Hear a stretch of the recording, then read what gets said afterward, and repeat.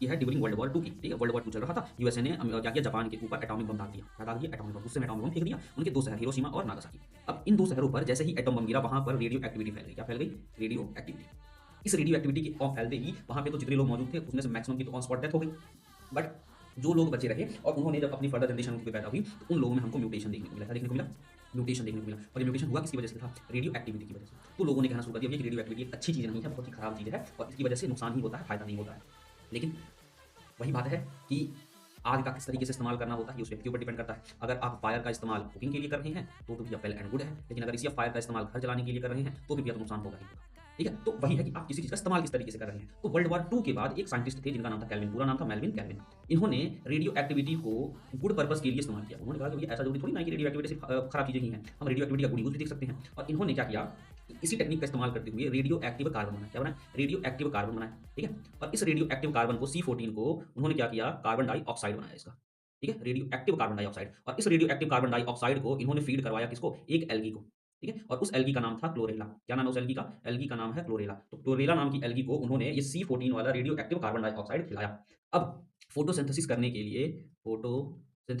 लिए हमको 4 चीज़ों की रिक्वायरमेंट होती है। कितनी चीज़ों की? 4 चीज़ों की। पता है ना? पहला तो CO2 चाहिए, दूसरा वाटर चाहिए, तीसरा सनलाइट चाहिए और चौथा क्लोरोफिल चाहिए। CO2 तो हमने यहाँ से दे दी उसको, रेडियो एक्टिव वाली।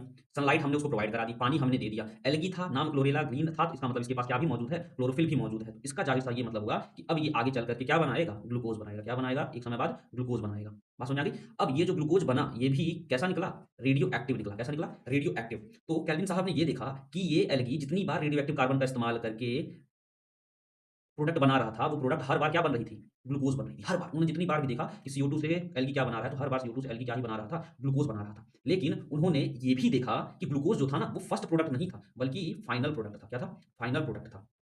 तो अब उनका दिमाग थोड़ा ठनका। उन्होंने क्या किया, इस CO2 के पाथ को ट्रेस किया। CO2 के पाथ को क्या किया?